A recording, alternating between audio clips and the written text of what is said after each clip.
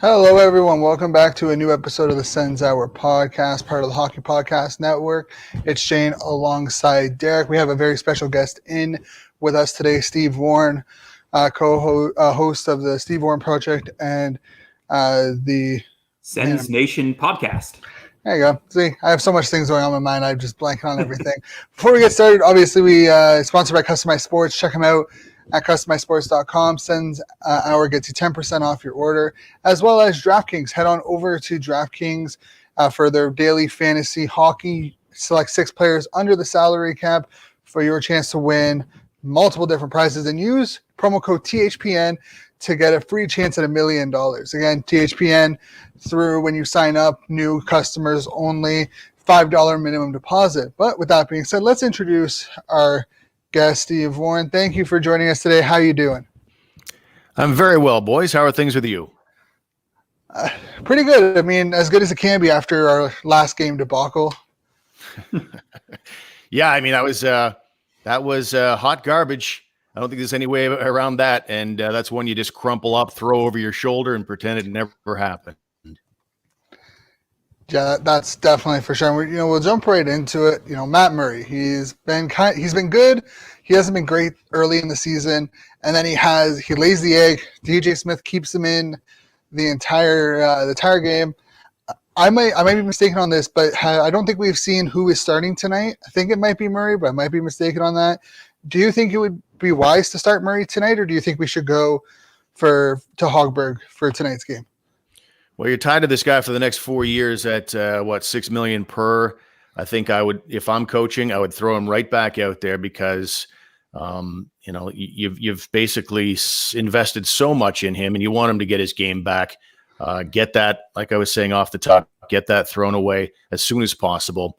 You got to have some concerns though about what you're seeing from Matt Murray right now, because while his angles are good and he gets in front of a lot of pucks, I don't know if there's a vision issue, if he needs to head to the optometrist. Those long shots from the point, man, he is dropping a lot of them. Like any of his handwork, catching the puck, when there doesn't seem to be anything in front of him, you can appreciate a goalie that gets a big rebound because there's big traffic and the puck pops out.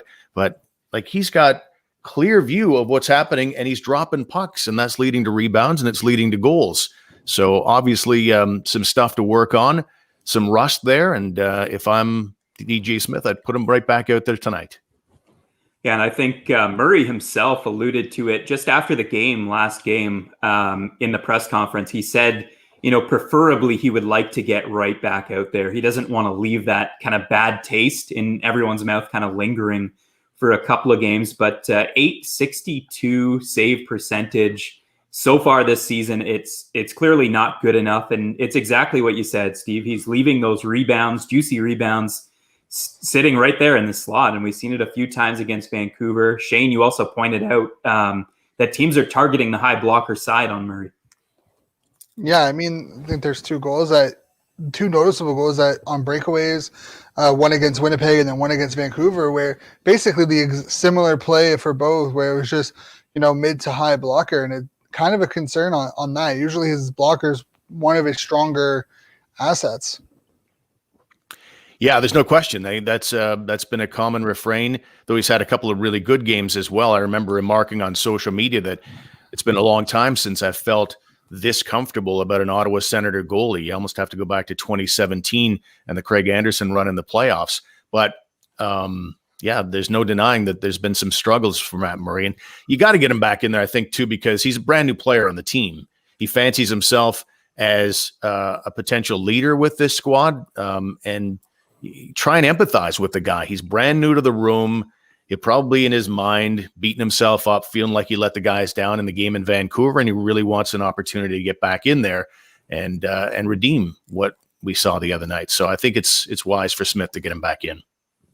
Here's a question, still with Murray. Is it our defense? I know a lot of people on social media, on Twitter, it's like, it's hard to be a good goalie or an above average goalie with what a lot of people consider a below average top six. If we put a better top six in front of him, would we see a better Murray, or is it kind of everything bunched up to one? Shane, I'd be game to go down that road if it was high danger chances that he was getting beaten on. What he's getting beaten on, like I say, for the most part, I mean, he's had some good games, like I say, but those shots from the point that he's just dropping right now, those are more of a concern because, you're right. The defense is subpar. There's no question. I don't think anybody's playing like a top 2 right now on this team, and that includes Thomas Chabot. He had a tough night in Vancouver as well. He's had some tough nights overall. There's rust with this team. There's no question about that. And I look at this team as Thomas Chabot, and I mean, Zeitz has had a nice start, but let's see how it goes from here on in. I feel like this team, blue line wise, is Thomas Chabot and a lot of solid 5-6 defensemen. Absolutely. And kind of sticking with the trend of, two of the biggest names that the Senators brought in this offseason, Matt Murray and Evgeny Dadonov. And, speaking of slow starts, what's going on right now, Steve, in your mind with Evgeny Dadonov? Is it just finding someone to complement him on the line, or is he really, really struggling here out of the gate? Well, let me just check the Sens roster here, Derek. I don't see Barkov or Huberdeau in the Sens lineup anywhere here. I think that's he's a complementary type of a player. I think he's one of those guys that if given the right line mates, he can really thrive. He doesn't have that here, obviously. It's going to be kind of interesting to see what he looks like now that Nick Paul is going to be with him, potentially. I mean, this is all based on game day skates and Colin White potentially centering that line. And this is part of, DJ Smith and the mad science. There's a lot of criticism with DJ Smith and personnel decisions, but in reality, he didn't have a preseason to mix and match lines in preseason games, so it's unfortunately had to bleed into the regular season. But to answer your question, Derek, about Dadonov, I think he's in a new environment. He's probably at the stage now where he's really wanting to impress, as with the Matt Murray example, and maybe squeezing the stick a little hard right now. He did get that one goal. It was, I can't believe that Hellebuck let in, but it was at least getting off the schneid. And so hopefully he gets his act together, because right now he is not delivering at a $5 million a year rate. No, and I mean, do you think it kind of weighs on the player that, Matt Murray and Dadonov, they're here long-term or longest term, but they don't have any insurance that stops them from being exposed in the Seattle expansion draft this summer. So if they have a bad year or they have a below expectations year, that must be on their mind of like, hey, if I don't perform, there is nothing stopping the organization from exposing me to Seattle. Is that a little bit of an extra pressure, or is that just should be a non-factor? I think it's a non-factor, because I can't imagine that this early in the game that in love with the city of Ottawa yet. And I can imagine that, you go through the right back to the 70s through the 2000s when it comes to expansion teams. That would be something hanging over your head like, ooh, I don't want to end up on an expansion team. Well, as we all know, the Vegas Golden Knights, they've changed the game when it comes to defining what an expansion team means in the NHL. And Seattle sounds like they've got exactly the same expansion draft rules. So if that's hanging over my head, Seattle is a great city. Expansion draft rules could make them excellent right away. I don't feel like that's, something that's going to scare me into being a better hockey player for the Ottawa Senators, quite frankly.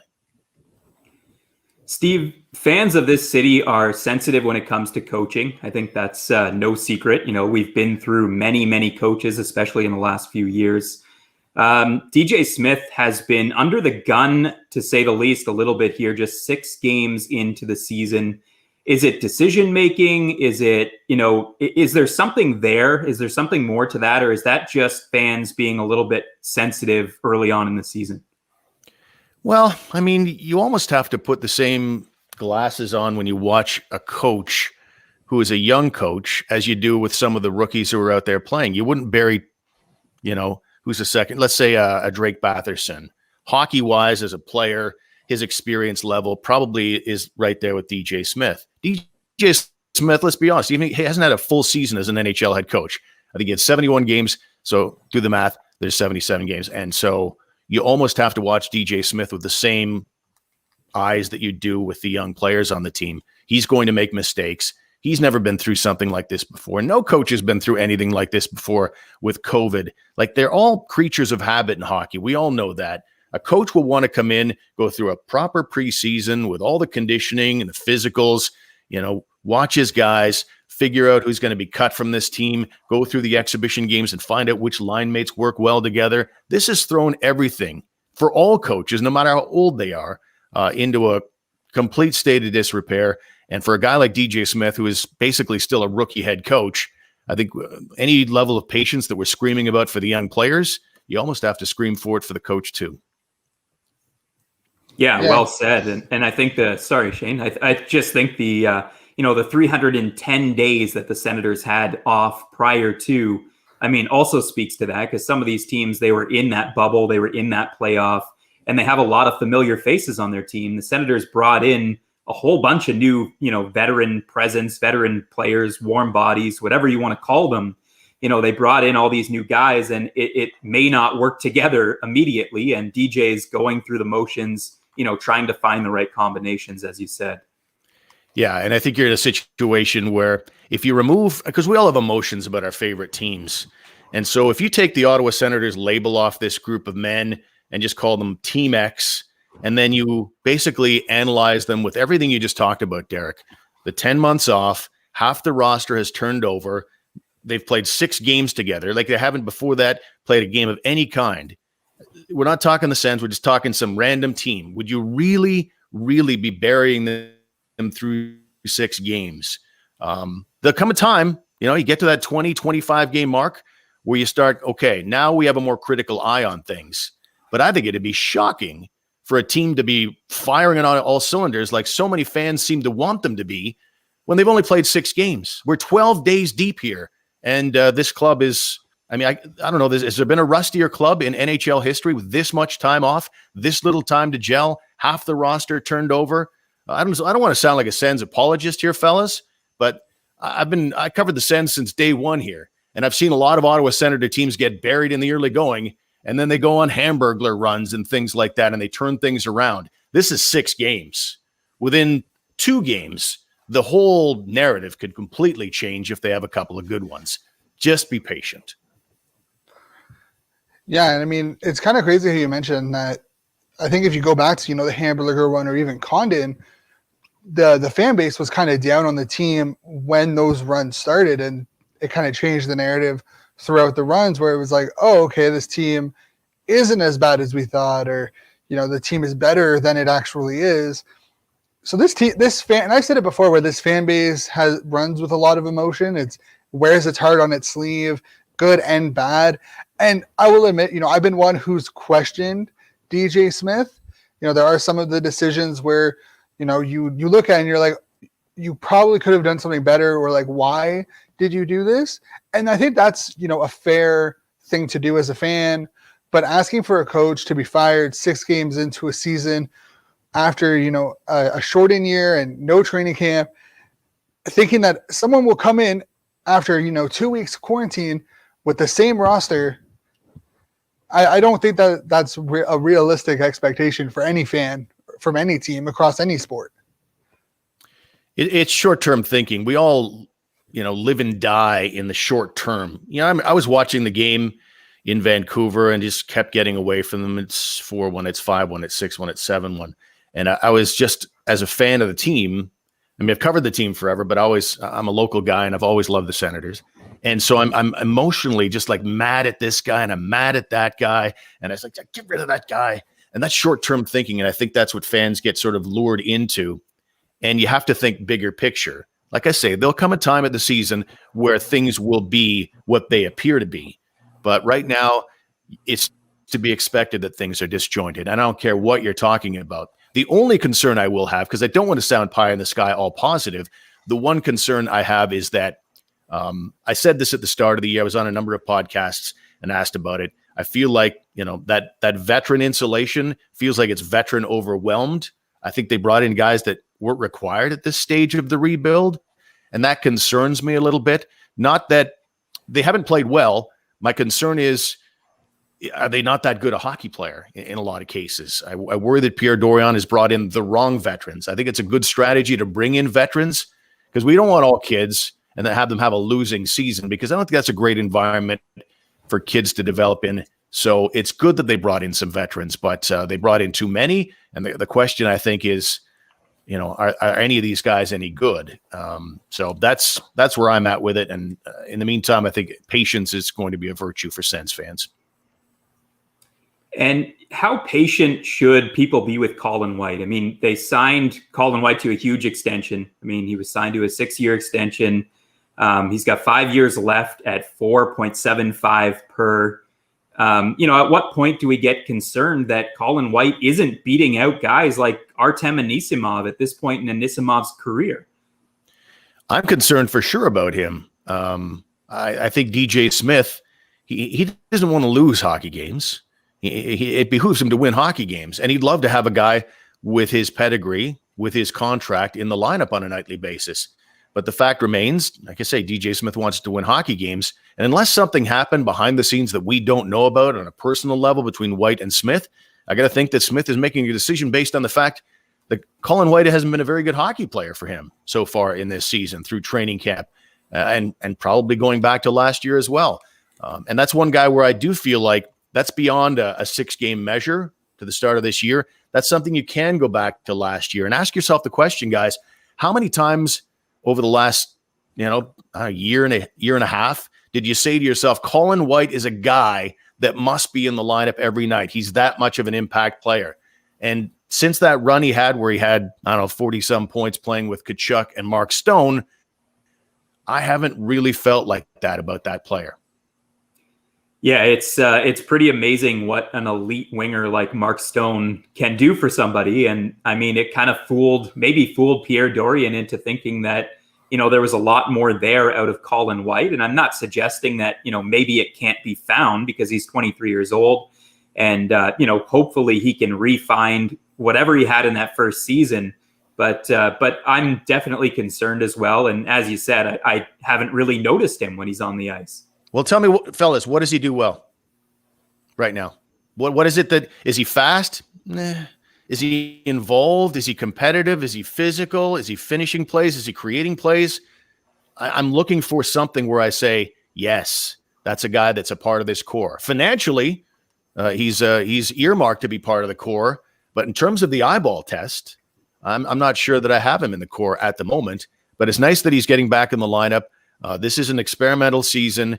And it's now time for Colin White to get going. If he wants to be a member of this core and not be shipped out for a second rounder like Curtis Lazar was, although I think that'll be a harder trade now with that contract. Lazar was an easy one.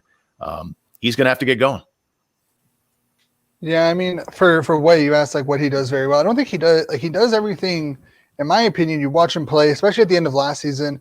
He had I think it was 7 points or 6 points in the last 10 games before the shutdown. It seemed like he finally got his feet underneath him. He was playing top 6 minutes, and then the season just kind of abruptly ended. And obviously an abbreviated camp probably hurt him, because I think if you get him into a game, he probably shows that he deserves top 6 minutes.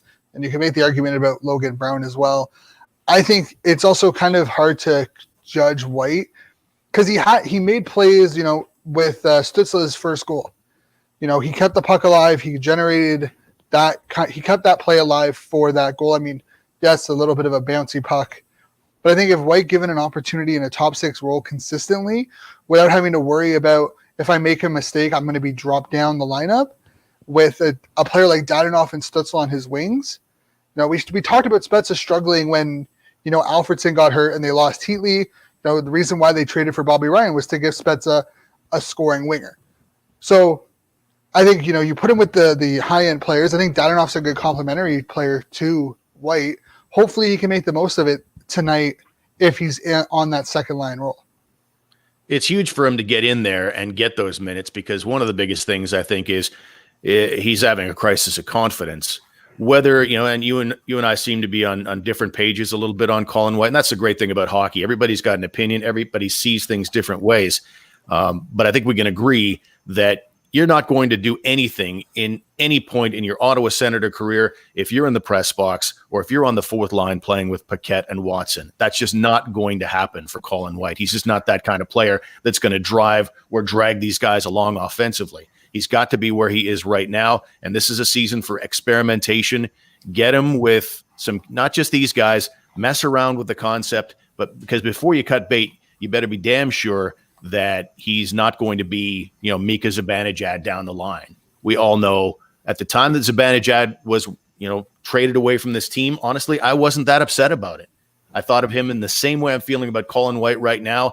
Not involved enough. Love everything about him. First round pedigree, all that.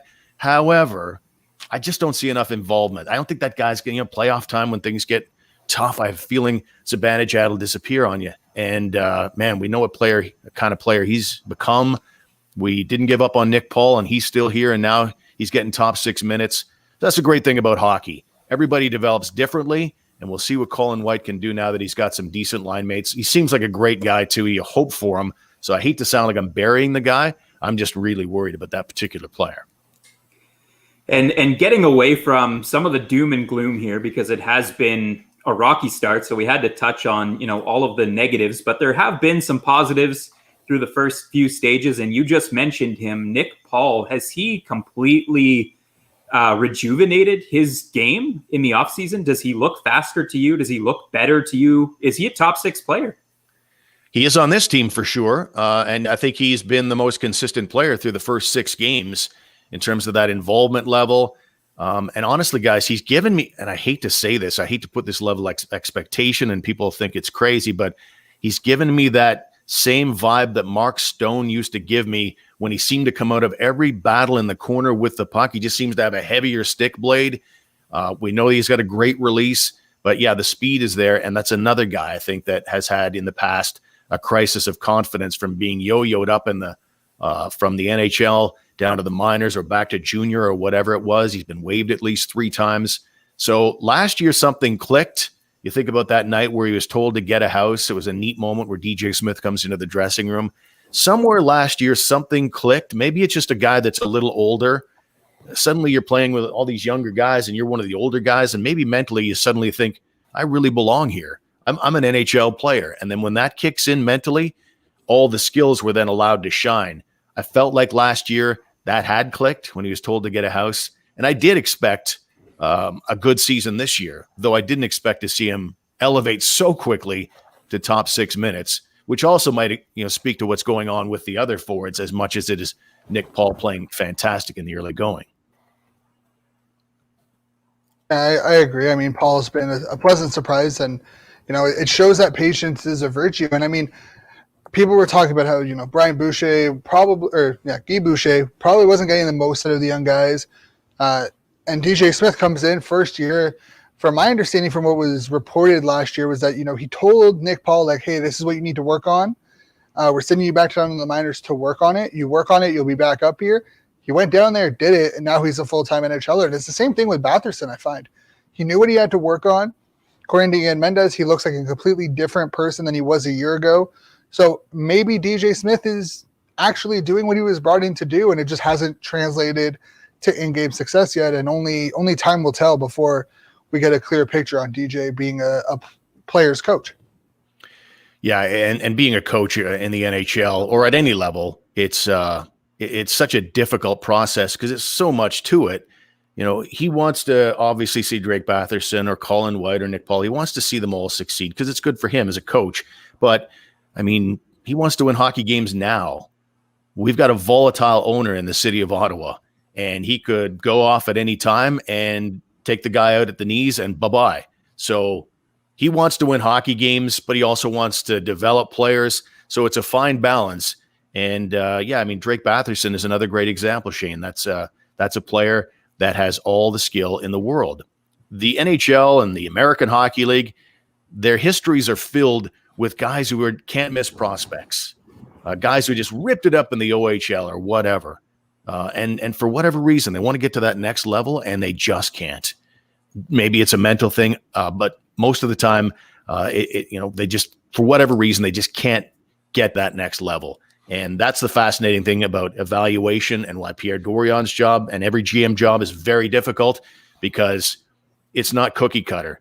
Every player is an individual. There's so many variables at play. And that includes timelines, as Nick Paul is teaching us right now. The guy's a 2013 draft pick, and it's taken a long time for him to blossom. They were able to stay with him. Thankfully, nobody claimed him off waivers. But that's why the whole process is very, very interesting to me.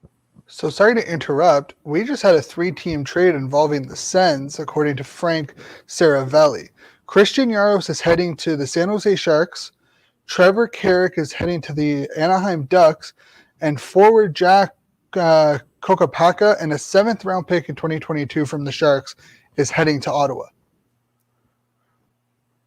So, I mean, that kind of figures out where Jaros fits in Ottawa's long-term plans. Sorry. I just saw the notification pop up on Twitter. Well, Jaros was a disappointing story because I think he was a guy that was tracking well to be a regular NHL player. Pierre Dorion told me on a number of occasions he loved the guy. I remember they do that fan fest every year, and they allow fans to go in and watch practice. And I remember watching Alex Formanton chipping a puck past him at the blue line and watching the unbelievable pace in which he was able to pivot and then retreat into his own zone. Such a good, fluid skater. And again, I hate to think we're coming up with this theme here, but again, a guy who didn't have the confidence to let all the tools shine. And I don't think DJ Smith was ever a fan. Pierre Dorion loved the guy, but I don't think DJ Smith did. And if the coach doesn't have your back, then your time in any given market is going to be short-lived, unfortunately. And that's probably why the deal just went down. Yeah, and I mean, hey, if it gives, I know Balcers should be hopefully joining them at some point. If I don't know if he's in the AHL, I haven't heard anything. But hopefully he can kind of slot in and get a better chance cracking the top 6 in San Jose than he would in Ottawa with, Bernard Docker coming up and as well as Thompson in the mix. So, it's all about opportunity, and he'll probably have a better opportunity in San Jose than he will in Ottawa.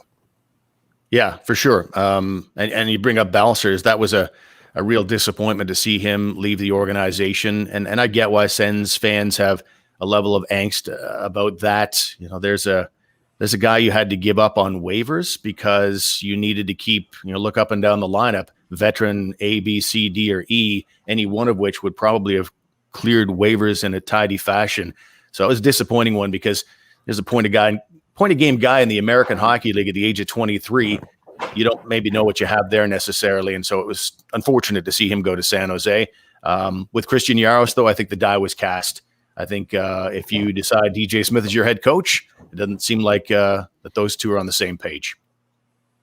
And before you leave us, Steve, we want to get your thoughts just on kind of the remainder of the season and what your expectations are for the rest of this year. It's only 6 games in. Obviously, it's probably a little bit worse than we thought it would be to start the year. And the Sens have dug themselves a little bit of a hole, but they are sitting 31st. Obviously, the last 3 seasons, 31st, 30th, 31st. So it hasn't really gone well. Are you expecting them to be, beyond that this season, or do you think we're in for another year right at the bottom once again? I think that there might be some team that drops down, but yeah, I think bottom 2 positions in the North, which by the way is a damn good division. So that plays against the Sens on top of everything else. They're in the learning process, learning each other, getting on the same page. As chemistry comes, as the younger players get a little more seasoned and feel like, again, that confidence coming in and feel like they really belong, that they can thrive at this level, I think the team will obviously improve. I don't see them, continuing to whip along at a 300 win percentage like they have in the first 6 games. I think the blue line could hardly be worse than they've been in the 6 games. I mean, everything across the board in the first 6 games. Matt Murray hasn't been good. The blue line hasn't been good, and they haven't been scoring enough. So everything I think is pretty much at a low point. So when you ask me what I expect moving forward, I expect slight improvements. I expect them to potentially get at a last place, but second last would be about as high as I'd be willing to see them go at this stage. Oh, I think you're on mute, Shane. I think, that's fair. I think once the trade deadline happens, we'll probably see some of these 1-year veteran guys who are UFAs at the end of the year moved away. So probably a resurgence of young players. So probably just going to get it's going to struggle near the end of the season, but overall it should be worth it. Yeah, and the trade deadline is April, right? So instead of waiting 6 months, we got 3 months to wait. So it's going to be a very different looking team anyway. So I wouldn't waste a lot of energy in freaking out about what's happening right now, because it's going to look very different after deadline day in April. That's for sure. But thank you, Steve, for coming on to the podcast. Hopefully we can have you on halfway through the year to continue to talk about what's going on. And I'm assuming that you'll be watching the game tonight. We'll be able to see what you think of what's going on Twitter. Yeah, we'll talk tonight on Twitter. That'll be great. And great show, guys. I appreciate you having me on. And let's do it again mid-season. That'd be great. Yeah. Thanks, Steve. Thank you. See you guys.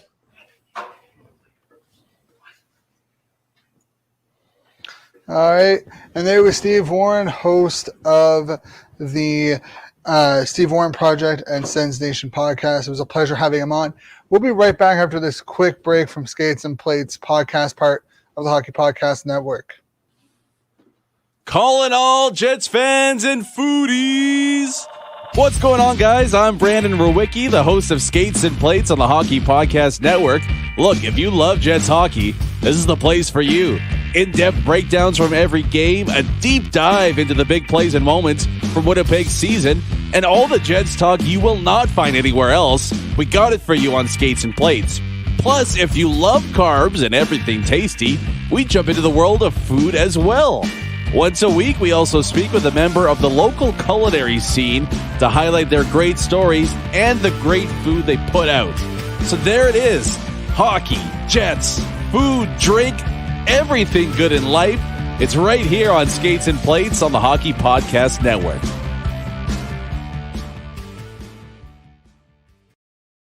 And we are back. If you missed the first half hour, we had Steve Warren on. Fantastic guest. Remember, we are part of Customized Sports. Definitely check them out. Check customizedsports.com. 10% off when you use promo code SENSHOUR. And DraftKings, head on over. Daily fantasy, select your six players under the salary cap. For new users, use your promo code THPN for a free chance at $1 million.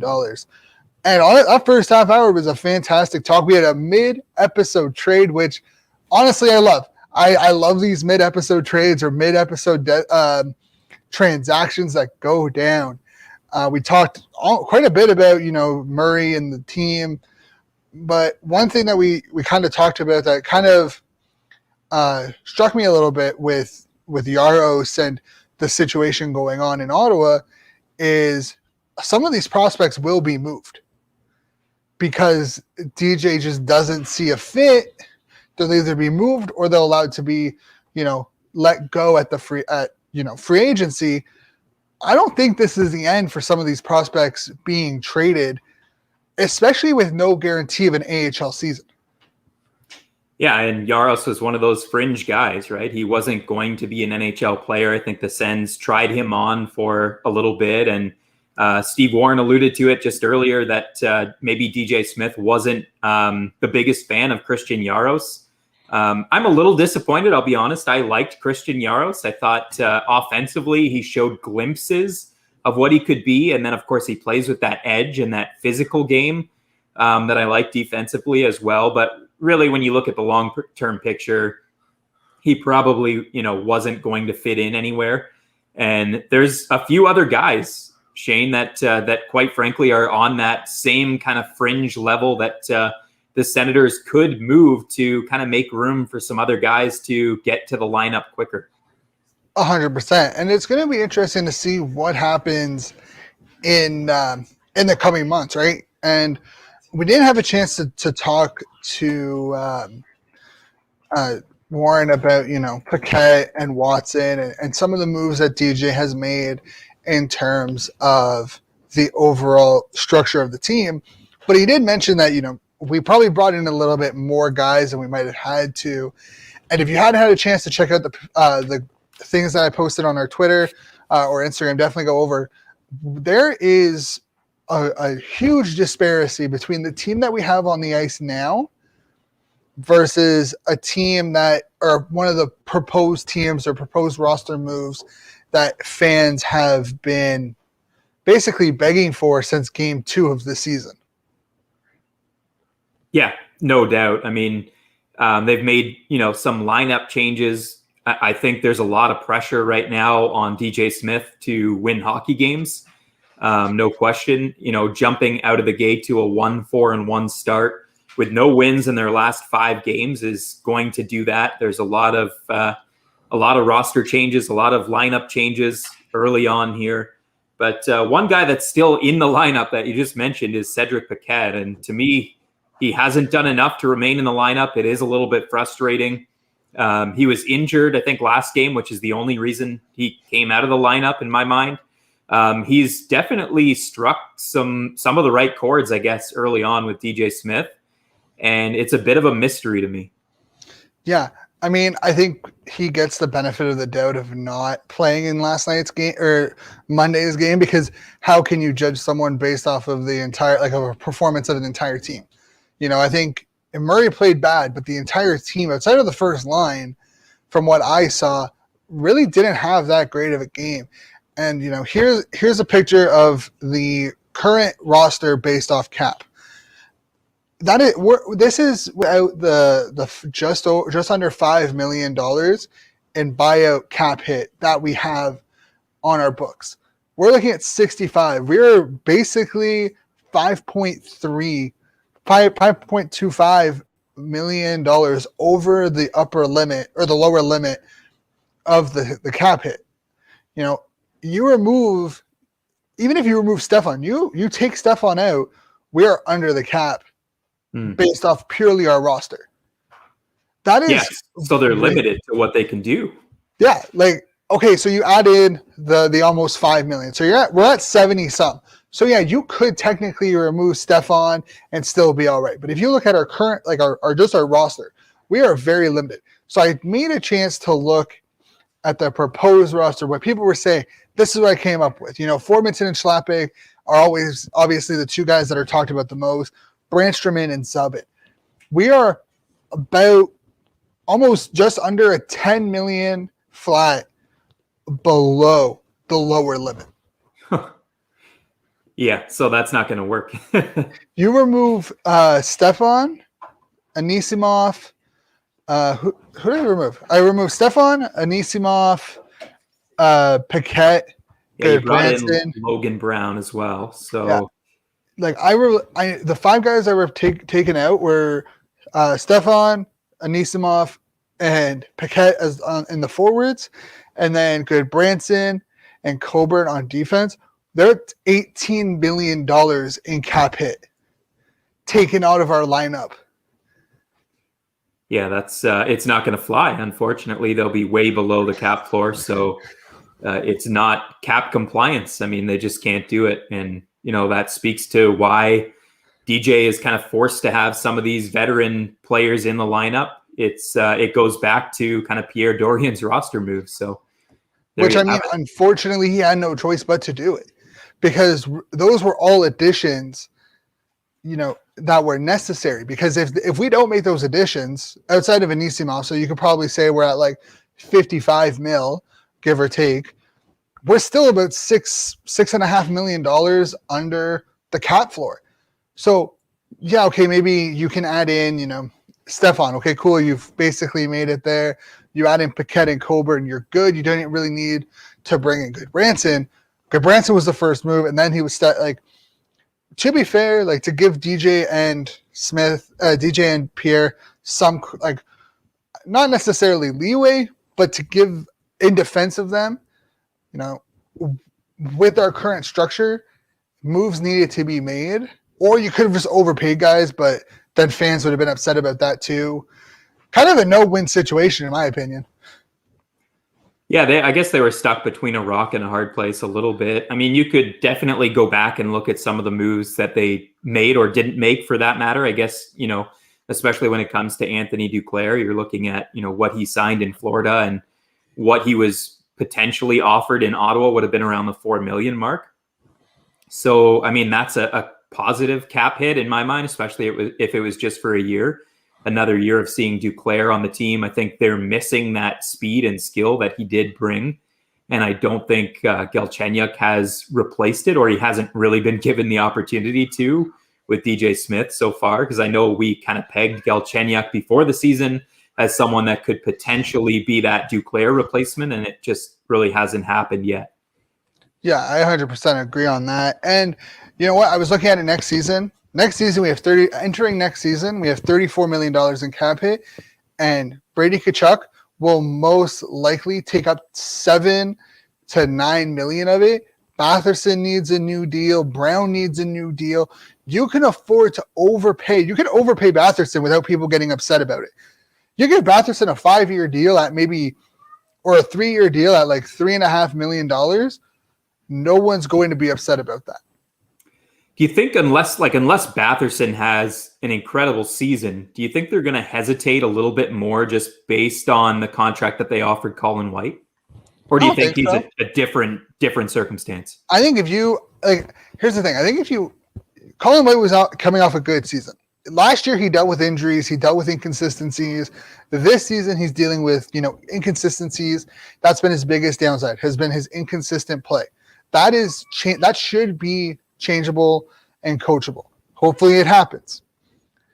I would not be surprised, especially on a short-term deal. We are no way in any way, shape, or form cap worrisome. Like I know people Melnick will never pay up to the max.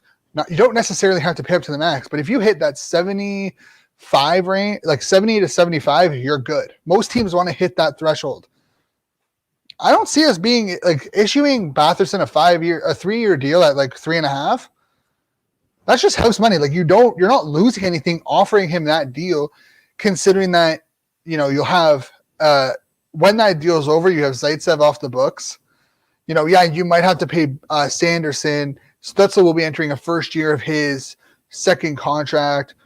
Hopefully, you'll have Tkachuk and Shabbat. Like you'll have Shabbat locked up. Like if you go on to Cap Friendly and look up at Ottawa's, cap for the next 4 years, they're fine to offer Batherson an overpayment after 1 year.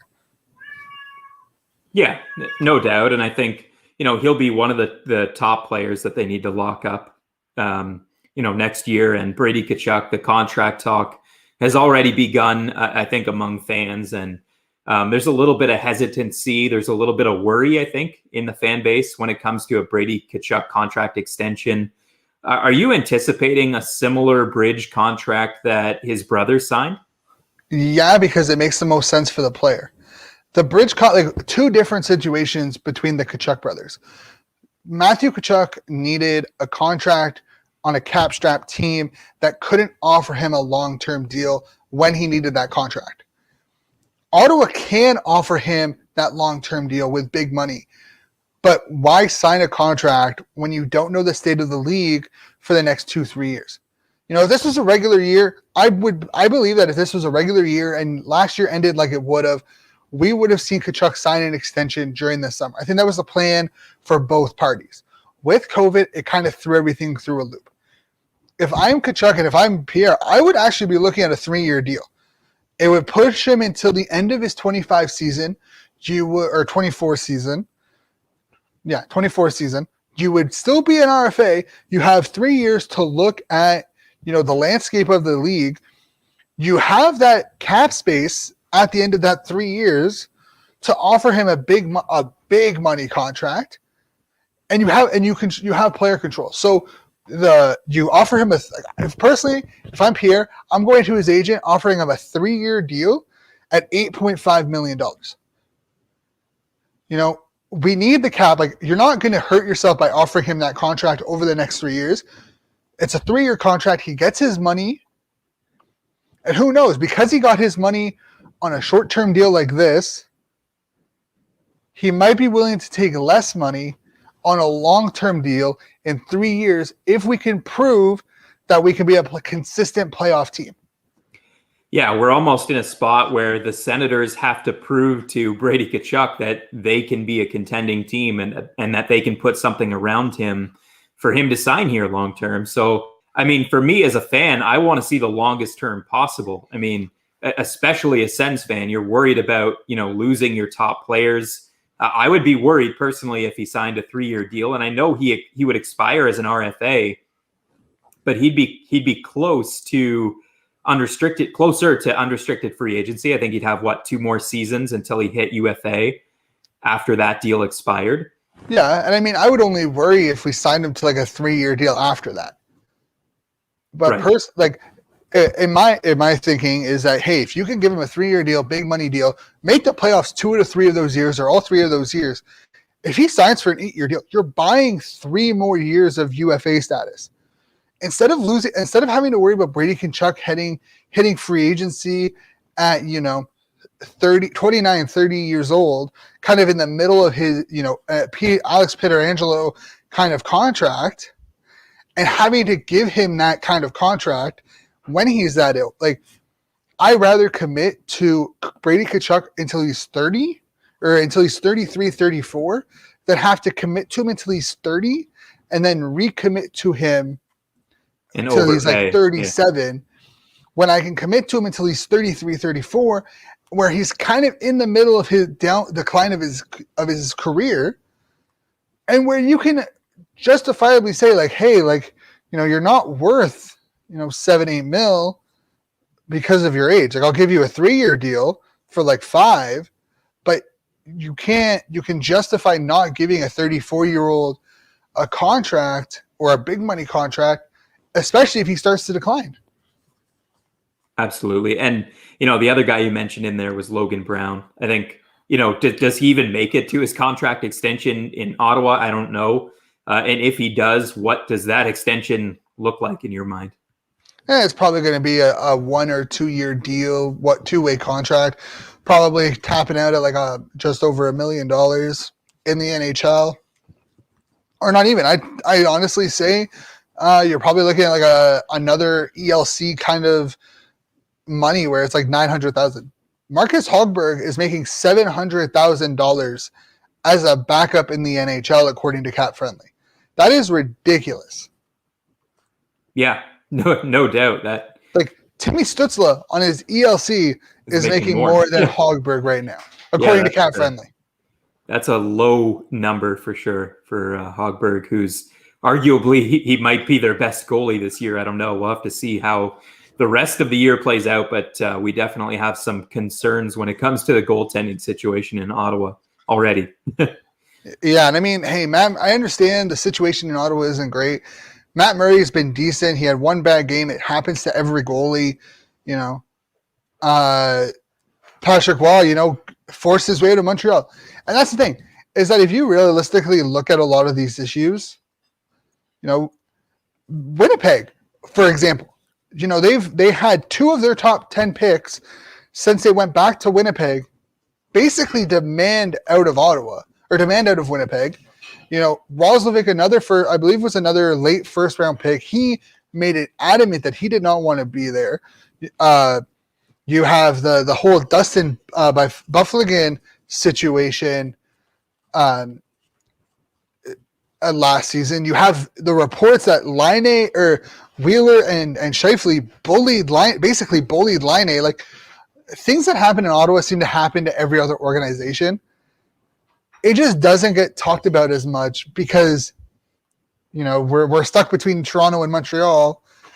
And I think that's kind of why it gets blown out of proportion, is because we're stuck between the two and we're looked as the younger brother of those two organizations. Yeah, and I think, with Winnipeg, to an extent, they're another city that players that are making millions of dollars don't necessarily want to live in. I mean, these guys, we've got to understand that they have families and they have lives, and, their families and significant others probably would prefer not, spending the majority of their time in the minus 35 weather. Yeah, and I mean, I totally understand why people don't want to live in Winnipeg. I get it. There's some people who don't want to live in Ottawa because of the same reasons. But I think we need to, as Sens fans, we need to relax with everything. We are our own worst enemy most of the time. Yeah, we definitely can get into our own heads, especially, it's early on in the season. And as we talked about earlier, people are writing off DJ Smith, and I've been openly critical myself of DJ Smith, but by no means am I, calling for his head at this time or suggesting that he gets fired. More so, analyzing and criticizing some of the moves that he's made when it comes to the younger players and veteran players, putting some veteran players in positions that maybe they shouldn't be in. But he is learning about this team and learning about the players. So that's one example. And then, as we're talking about contracts, extensions, and situations, that's another area where Sens fans definitely can talk themselves off a cliff a little bit. Yeah, and I mean, I understand. It started with Heatley, and that is really what it happened with. It started with Yashin, really. Like Yashin was the big one. We got Spezza and Chair for it. We gave, there was reports that Chair wanted out of Ottawa because he didn't like ownership and whatnot. I don't know how true that is. I don't know the rumors of him not getting along with Alfredsson. You have the Heatley debacle where Corey Klusen basically runs Heatley out of town. And that starts a negative side effect of, Alfredsson leaving, Fisher being traded, Redden being traded, and then, Spezza asked for a trade. And it just seems like Ottawa just keeps getting beat down. But realistically, this just seems like a sport. Like, players finishing their career in one team does not happen anymore. Yeah, not very often, that's for sure. I mean, this is even worse in basketball when players are, they have a lot more control of where they go, and they're just like picking their destinations and saying, I'm going here and I'm going to stack up, this team and play with them because I want to play with my friends. It's not necessarily the case in the NHL. They don't have as much say. And I think we do get into our heads a little bit too much in Ottawa, thinking that, we're going to lose all our star players. And we do need to kind of relax when it comes to Brady Tkachuk, because the team does have, the first several years of his career under control as an RFA. So they do have a lot more say as to, where he goes and what that contract looks like. Yeah. And I mean, here's a question. Name one, who are out of everyone we've lost, or have run out, or whatever you want to classify it as, who has really gone on to have sustained success after leaving Ottawa? I can think of maybe 6 to 7 players off the top of my head who since 2000 have had success after leaving Ottawa, and only maybe 3 of them with the team that they were traded to or went to first after leaving Ottawa. And are we talking about players that requested a trade out, or just in general? So Mika Zibanejad would be one. Yeah. And Mark Stone, I mean, recency bias because it's fairly recent, but I mean, Mark Stone, he's still having obvious success. He became their captain. He's, very good. Those are 2 players off the top of my head that I could think of immediately. Some of the other players haven't worked out. I mean, Matt Duchene went to Columbus for a handful of games and then got moved and hasn't ever been the same type of player. Kyle Turris moved, hasn't fit in, hasn't been the same type of player. Erik Karlsson obviously moved, and I see San Jose Sharks fans already, shitting on Erik Karlsson each and every game, mostly because of the huge contract extension that he was signed by Wilson. But it hasn't worked out for all of them. That's very fair to say. Yeah, I mean, here's the thing. Chera with Boston. He left in free agency, won a cup in 2011. Probably the most common one. Hossa, he had some success in Atlanta after being traded for Heatley, but then didn't have success until he ended up in Chicago, which was his 4th team. He went to the Cup with Pittsburgh and Detroit, lost both times, and then went to Chicago to win 3 cups. Good on him. But by the time he hits Chicago, he's so far removed from Ottawa that it doesn't matter, in my opinion. Vermette kind of bounces around some teams. Foligno has had a really good career in Columbus, being captain and whatnot. Like, he's had a really solid career. Emery, he won a cup with Chicago in, I think, 13 or 15 after leaving the NHL for a bit. You have some distance there. Maybe it's early. You don't know how it's going to play out with Stone and Karlsson. But, Redden ended up in the AHL. Fisher ended up, having a good career after leaving. Kelly won a cup. Mazzaro's kind of floundered a little bit between, I think, Philly, Tampa, and Boston, and was out of the league. Volchenkov went to New Jersey and then Nashville, and has been in Russia the last couple of years. Like, realistically, the amount of players that have left Ottawa and have kind of gone out of the league shortly after, or after a couple of years, like Heatley was out of the league by like the 15-16 season. And, I think that needs to be reminded is that, these guys have left. Aline was one of the, probably a top 15 goalie in Ottawa to being an AHL goaltender in St. Louis and Buffalo and Chicago. And, he kind of went around the world a little bit. So as much as it sucks leaving or these players leaving because you get attached, most of them just kind of end up floundering around the NHL after leaving Ottawa. Yeah, definitely. Probably hasn't even been, 50% of them that left and went on to have this huge success that they did have when they were a member of the Senators. So in some cases, it's just a matter of having to move on from guys when they reach the end of their prime years. And, the organization, I guess, having an awareness of that player not being the same player that they were and the player that fans love and remember. And I think, that's definitely the case when it comes to Erik Karlsson, a player who was, injured and just wasn't really the same player. He didn't have a good last season in Ottawa, and he really was never the same player so far in San Jose. And you could say, a lot of the same things about a number of those players. There's obviously some significant losses mixed in there as well.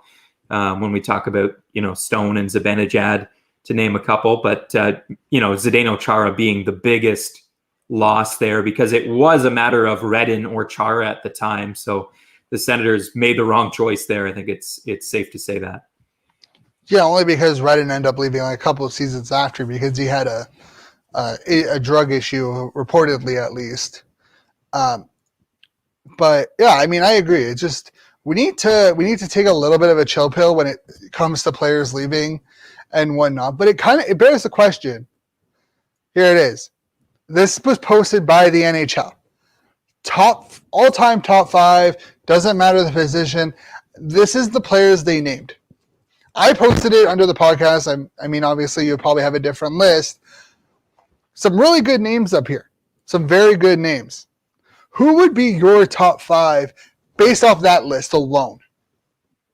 I'm going Mark Stone, definitely. Daniel Alfredsson. You have to have him there. Craig Anderson. I'll go Erik Karlsson, Marian Hossa, and I'm going to take Mike Fisher. I liked Fisher. So I'm surprised you didn't say Spezza. Yeah, I like Spezza, but at the same time, I was tired of the, some of the Spezza drop passes that were made famous and some of his defensive kind of incapabilities. I was ready to move on from Spezza, to be honest, when he left town. Obviously, early on in his career, he was one of the most skilled players. He was one of the best players in the league for a couple of years when the pizza line was together. So he had his time, but I wouldn't put him on the all-time great list in my mind if we're going top 5. Yeah, that's fair. I personally didn't add Stone. Really? Mark Stone? Yeah. He's like right up there. He's got to be number 1 for me. Yeah, see, Mark Stone, don't get me wrong, I love Mark Stone. Think he's great. But I think if you were to take, maybe this is just the way I look at it. I look at it as a prime player. If you were to take them in their prime, who would you take? Marian Hossa, I think a prime Marian Hossa is better than a prime Mark Stone. And you can argue that Mark Stone hasn't actually been in his prime yet, which is a fair argument. He's a late bloomer, yeah. I think if personally, a prime Marian Hossa over a prime Mark Stone, a prime Danny Heatley over a prime, everyone in their prime. I had, let me see, because I think it's the pizza line. The whole line, yep.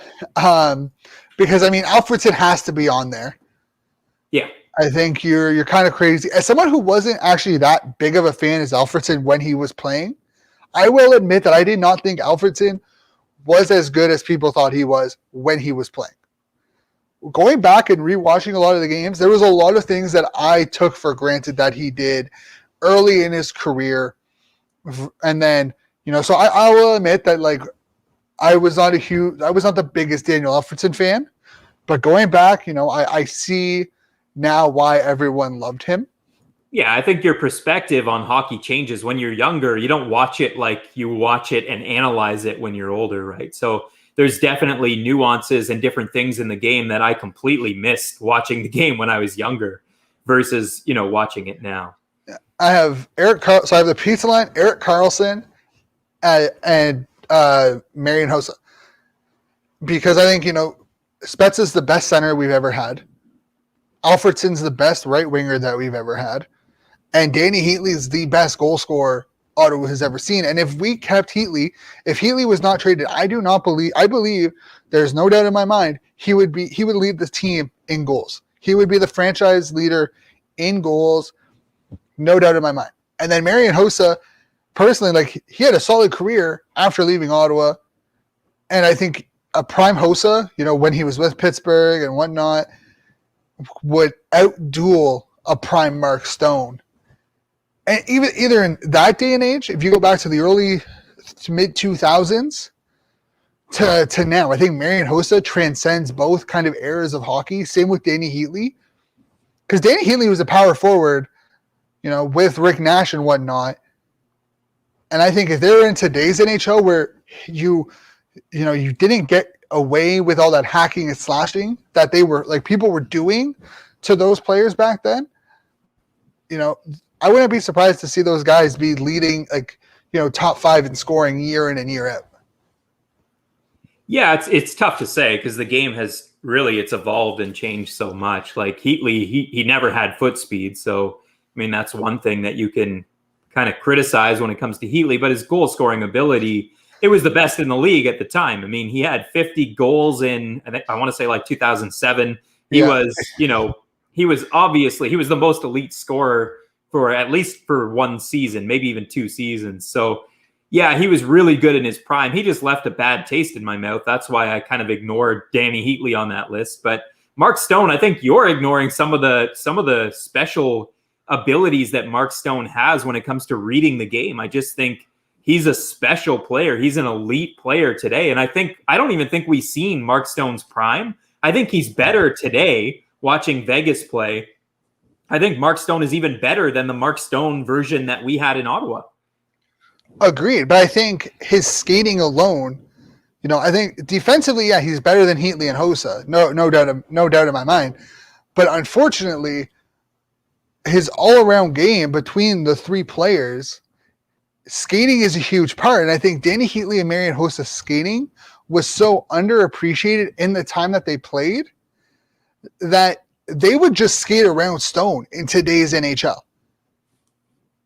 I don't know about that because Stone would use his Stone vision and think about it, and he would be there before Heatley was ever there, and he'd be there. I don't know. I think Heatley. This would be a beautiful thing. Like, this is the problem with comparing eras of hockey, because Stone is so great, but how good? Like, he would be very good in the early 2000s, mid 2000s. But I think a prime Hossa and a prime Heatley in today's NHL, with the way the rules are, they would just, skate around players. They would, be physical. They would be able to find the open spots. So yeah, and this isn't a knock on Stone. No, Stone is in my top 10. If this was a top 10 list, Stone would be there. But I think it has something to do with the fact that Stone was in Ottawa. He came in at 22. He had 4.5 years in Ottawa. He did really well. If you look, like, he is in our top 10 in goals. Top 10. He's 10th in goals, 9th in assists, 10 in points. Mark Stone. Danny Heatley is in there as well for all of them. He's 5th in goals, 10th in assists, and 8th in points. But I think if Danny Heatley was here for the remainder of his career and didn't get traded, he's top 3 in all 3 of those categories. His career did kind of dive off a cliff, though, like relatively quickly. He still had a couple of good seasons in him in San Jose, but it really wasn't the Danny Heatley that we had when he was in Ottawa. That was his prime for sure. And I mean, hey, who knows? Maybe if he doesn't get traded from Ottawa, that nosedive doesn't happen. It's one of those things where, hey, if this player, like, who knows? Maybe if Turris, and that's the thing I say with Zibanejad. If Zibanejad stayed in Ottawa, is Zibanejad the player he is today? Yeah, we'll never know. We can't answer that. So who knows? It's a lot of, who knows, or, pick and choose how you want it. Like, who knows? Like, again, maybe if we don't trade Yashin, we don't trade Yashin, we don't get to the Cup in 07. Yeah. I mean, all these hypotheticals, you can go back and say, it's just like people trying to argue. You have older folks sometimes trying to argue that if Gretzky was playing nowadays, he would still light up the league the same way that he did. But if you go back and look at the goals he scored, it was like slap shots along the ice that beat stand-up goaltenders. It's like that wouldn't translate today because the game's evolved so much. So it's impossible to compare. You have to compare Gretzky to his era. You have to compare, Danny Heatley to his era. He was the best goal scorer for a couple of seasons. But it really is impossible to say, what that player would look like in today's NHL because the game is just totally different. Yeah, I mean, it's funny how you bring up that argument because I've had that argument with my dad a bunch, and that's the example. I think goaltending has improved. It's the whole thing like, put Ovechkin. When Gretzky was playing, Ovechkin would be the leading goal scorer every year. He would top 200 points. Sure. Like, it just... But then Gretzky wasn't privileged to have the training that players have nowadays, to have, all the equipment that they play with nowadays, to have all of these other things. So you have to look at the player versus their peers in that time frame and judge them based on that. So Gretzky completely dominated his era. He was far and away better than every other player during his era. But it's absolutely impossible to have that argument. I mean, you just can't say that Gretzky playing nowadays in today's NHL with today's goaltenders in his prime would dominate the same way that he did before, because the goals that went in then would never be goals now. Yeah, I mean, this is why the GOAT debate, like greatest of all time, is so hard, because it's very opinion based and it's very much looking at the era that they played in. Even in it, I'll be the first to say it. There is no definitive way to prove that Gretzky is the greatest of all time, because he did it in an era where having a goals against average below 350 was considered good. Yeah. Like, if you weren't scoring 4 goals a game, you were bad offensively. So It's hard to really argue the whole greatest of all time with so many different factors. Yeah, you had third and fourth liners that scored 30 goals a season. Now, I mean, to measure success in the NHL, it's a 30-goal season, and those are your top line players. So it really is a different day and age in the NHL. And the goaltender position specifically has evolved so much that it's completely changed the game and how it's played and how you beat goaltenders. And then you look at like the coaching strategies and the off-season training and the evolution of hockey equipment in general. I mean, the game is not what it was yesterday. So, I mean, it's not comparable. No, and I mean, hey, this is what I love about top 10s and opinion pieces, because you get to hear others' opinions on things. We have a difference for the most part in our top 5 sends list. And there are valid arguments on both sides of the table on why you think so and why I think so. And look at that. Except for your Stone one. That one's not valid at all. What do you mean my Stone one isn't valid at all? That one is a very valid argument as to why I don't have Stone in my top 5. Again, top 10, which is still very good, not my top 5 of all time sets. I think Shane is just sour still that Mark Stone decided to leave, and that's why he's not in the top 5 on his list. No, honestly, here's the thing though. If I was going to be sour about wanting to leave, I wouldn't have Spezza in my top 5 or Heatley in my top 5. Yeah, but it happened so long ago that it's just like it would have If you ask, some people still hold a grudge about Heatley, and that was over a decade ago. Yeah. When Yashin came to Ottawa for the outdoor game and the alumni game, people were legitimately worried that fans were going to we're going to throw stuff at him, because people thought people still held a grudge with how things went down with him. Yeah, and it couldn't have worked out any better for Ottawa, really. I mean, Yeah,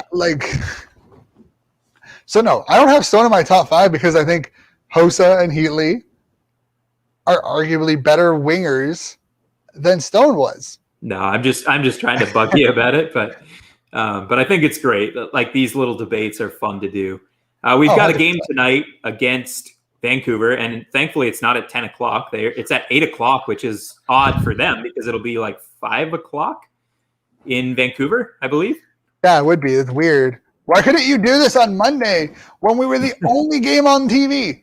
Right? Put it on prime time. You know, the NHL really doesn't think about these things. But dude, I don't Saturday makes no sense. We have a 1 o'clock game on Saturday, and there's literally no other game between 1 to 7 o'clock, and then there was 7 games starting at 7. Like, what are you guys doing? Don't you want to maximize your viewership? Game at 1, game at 3, game at 6, game at 7. Who cares? Don't have 7 games starting at 7 o'clock. You know, it's yet another example of the NHL being a little bit Mickey Mouse compared to some of the other major leagues. They don't think about these things that they should think about. But aside from that, we have a game against the Vancouver Canucks tonight. We got blown out 7-1 last game. What are your expectations going into this game, Shane? I don't really have much. I just want them to play harder than they did last game. I don't care.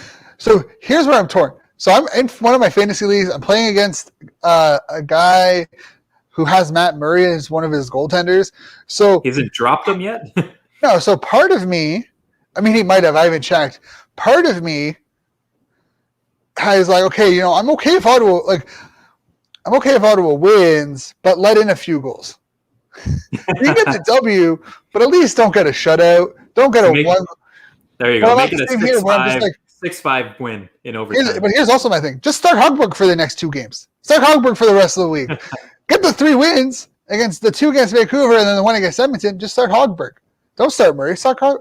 But no, honestly, realistically, I want to win. I want to see how Colin White does. But I don't have any expectations outside of come out angry, pissed off, and play better than you did last game. I think they're going to come out with a fire lit underneath them, and I think we're going to see the best performance from start to finish of the season tonight. That's my expectations, because I think ultimately they hit a rock bottom last game. I really do. I think and it's okay to get that rock bottom over with early on in the season. And I'm not saying they won't have, stumbles and bad games, but I don't think they're going to have a stretch of 5 games that were that bad this year with that much, demoralizing losses in there. You have that one against Winnipeg where they should have won. And there was a couple against Winnipeg where they could have potentially won. You look at the possession numbers and they weren't really that bad. Even in the 7-1 loss to Vancouver, Ottawa still had 50% of the possession of the puck in that game. So it really shouldn't have been a 7-1 game. It looks worse than it was. And Murray was to blame for a lot of that. But also, DJ Smith's coaching decisions have been somewhat head-scratching. What I'm looking forward to this game is just seeing, like you said, that effort level being much better. I think Ottawa is going to come out with that fire lit underneath them, and I don't think they're going to take their foot off the gas, at least in this game. And I see them coming away with 2 points. Here's the thing. Vancouver was literally coming off like a 7-3 beatdown from Montreal the game before. And they were pissed off, which was fair. Like they should have been. And I expect Ottawa to come out after that 7-1 beatdown from Vancouver pissed off. And part of me, I'm happy that we lost 7-1 to Vancouver and not 7-1 to Toronto or Montreal. Oh, same here. I would never hear the end of it being, where I live in, close to the heart of enemy territory. I would never hear the end of a 7-1 beatdown from the Leafs.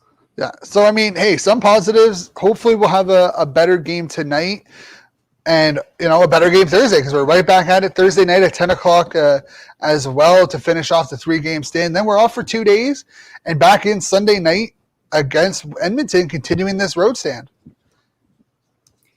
It's a lot of hockey in not a lot of time, and that's going to be the case this season with the compressed 56-game schedule.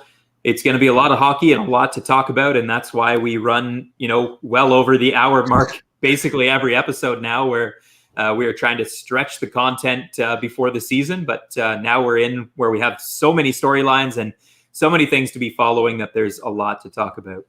Yeah, and I mean, hey, maybe we get to the point where we start doing 2-hour episodes and breaking them in half, doing 1 hour and then another hour and posting them both on YouTube separately. I don't know. Maybe that's something we have to look at. But right now, we will end this episode. Thank you all for listening. Thank you for Steve Warren, host of the Steve Warren Project and Sens Nation podcast. Fantastic. If you haven't had a chance to listen to it, if you came in late, you can finish up to once it's over, head on over to the first half hour of the episode to take a listen to that. Again, guys, subscribe to our YouTube channel. Would very much appreciate it. Help support, get our YouTube channel up and going a little bit more. We'll have a new giveaway by Customized Sports starting in February 1st, so you'll want to keep an eye on that. And again, affiliated with Hockey Canada, Lids, Fanatics, and NHL Shop. Rep your favorite team while supporting your favorite Sens podcast. And hey, voting for the Faces Magazine Top Sports podcast ends in about 4 days now. So definitely head on over to them to vote for the Sens Hour. Would greatly appreciate it. And you can follow us, Sens_Hour, YouTube, Twitter, and Instagram, Sens Hour podcast on YouTube. And myself, Shane_Ryan97, and Derek Hadili075. And remember, check out his articles coming out all the time. Fantastic work. Derek, anything to add before we head off? That's about it. I'm looking forward to the game tonight and looking forward to interacting with everyone as usual on Twitter. Yeah, I mean, we'll be back live this weekend to recap the next two Vancouver games and prime you up for the week to come that has our first meeting with our highway rival 2 hour down the road Montreal Canadiens. We have a 3-game set, I believe, against them, with one being in Montreal and then being in Ottawa. So we'll prime you up for the week that follows this weekend. So you'll want to stay tuned. Have a great one, guys. We will catch you back here with a brand new episode Monday.